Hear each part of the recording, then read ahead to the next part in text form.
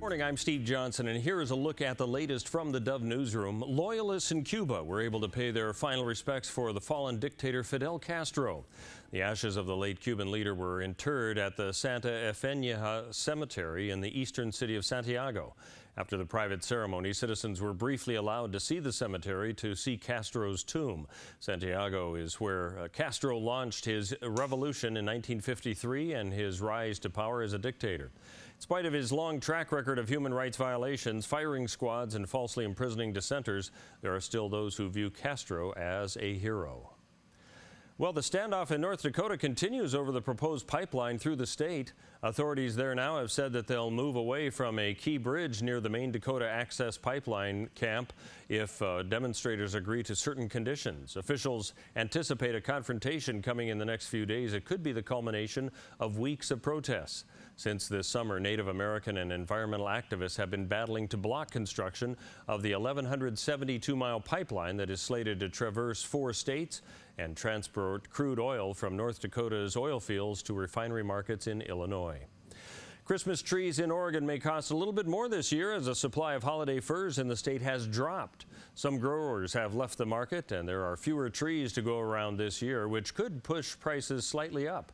So the word on the street is to get them early and take good care of them to make them last. According to Mike Falco, who runs tree lots at Rogue Valley Mall, the business of Christmas trees in Oregon is more than just a cottage industry, and you need to have a business plan. A buyer like me for a tree lot gets in contact with a tree farm, and it's an order of seniority.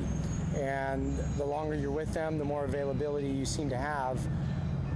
The flip side of that is, from what I understand, there are half as many registered tree farms in the state of Oregon today than there were 10 years ago.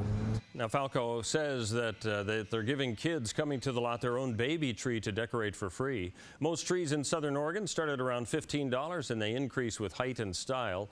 Most lots throughout Oregon have the same selection and pricing as the market demands. Medford Parks and Recreation Department being recognized for bringing business to southern Oregon. For that effort, they're being recognized by the Amateur Softball Association with an Excellence in National Tournament Hosting Award. The tournament was hosted last August at U.S. Cellular Community Park and generated nearly $1 million in economic impact for the community. Let's take a look now at the weather scene and what we can expect for this week. For Northern California and Wairika, mostly sunny, a slight chance of rain today. Expect rain and snow flurries beginning tomorrow with the temperatures down to 38 degrees by Wednesday, back up to 45 on Thursday. Heading into the Klamath Basin, 36 today and mostly sunny with rain and snow flurries tomorrow. Could get below freezing for the high Wednesday, only 31, back up to 41 on Thursday.